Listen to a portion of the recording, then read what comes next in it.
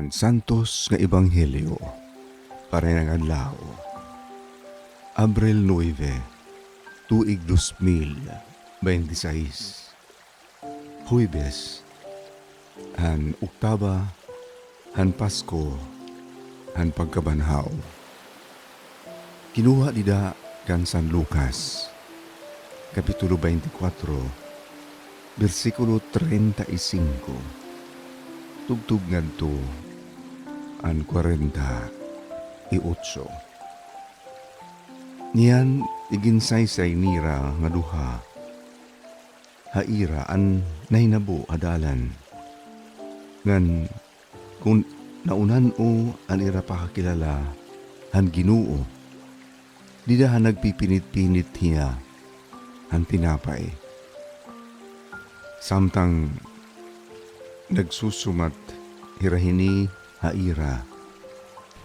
Tigdala nga tinindog ang Ginoo ngahaw. Habot nga nira ngan ginsiring hira. Ang kalinaw maada iyo. Tugub hirahin kahadlok ng kakulba. An ira huna-huna nga kinita hira hinkalag. Kundi nagsiring hiya ira. Kay ano nga nababara ka man kamo? Kay ano nga nagruruhaduha man kamo? Ay iyo mga nauna. Panginanua an akon mga kamot, ngan mga tiil, ngan kitaa. Hiakugod ini. Kapti ako niyo. Ngan masabot kamo, kay waray unod, ngan mga tulan, inusa nga kalag. Sugad dan iyo nakikita, nga anhi haakon. Iginsiring niya ini, nga iginpakita niya haira, an iya mga kamot, ug mga tiil. Waray lagi hapon hira, makakatuo. Tungod ang ira dako nga kalipay, ngan panhipausa. Sanglit, nagpakianahiya haira. May ada ba niyo sa dang makaon dinhi? Gintagan hiya nirahin sinugba nga isda. Ngan kinarawat ini ni Jesus, ngan kinaon hiya haira atubangan.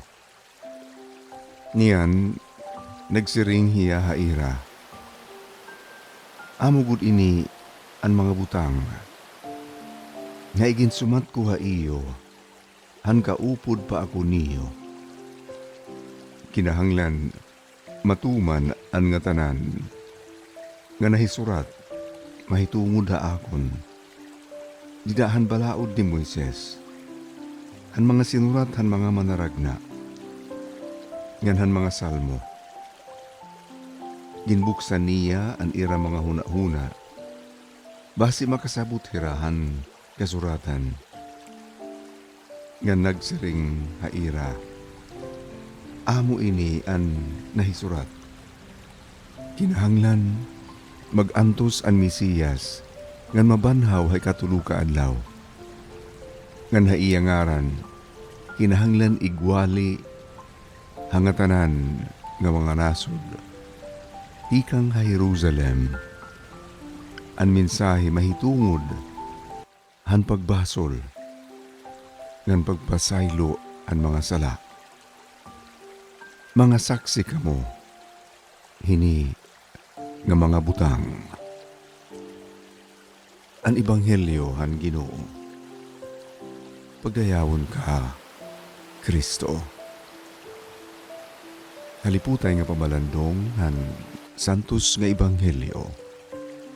Yana nga adlaw. Makurigod man, ayunon, utuuhon, nga may da pagdaragan han cross. Nga may kinabuhi, di dan Kristiyano nga kamatayon. Bisan kun makadamo na ini nga panutduan pag binalik-balika hindamo nga mga panahon. Labi na ang mga manaragna bisan panganihan mga salmo ug nidaan balaod ang panahon ni Moises. Ngan ni Jesus nga haw mismo in makadamo pag tinutduon hini. Makadamo pag tugon han mga tao ug han iya mga tinunan.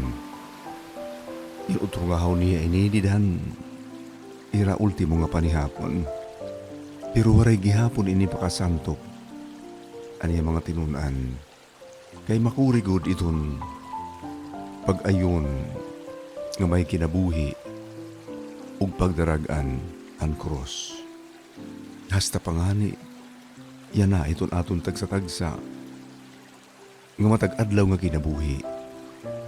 Pero ini nga duda na abot pag-aabutin kung may dapanang litan mga kakurian, problema, krisis sa kinabuhi. Inududahan naton ang gugma ng Diyos. Ni Jesus nga nagsiring, antis pangani kita umabrit aton mga baba, hin pangaro o pag-ampo. Maaram na nga daan ang Diyos, kung ano sadang ighatag haaton, kung ano iton aton mga panginahanglan. Ang naglabay nga Semana Santa, aton kinita nga may pagdaragan, naging mahimayaon pangani ang santos nga cross. Ginbabayaw itong usang Kristiyano na ang cross ug ang kamatayon gindaog na ni Kristo. May nahigayonin pagkabanhaw in usa nga natuod kan Kristo.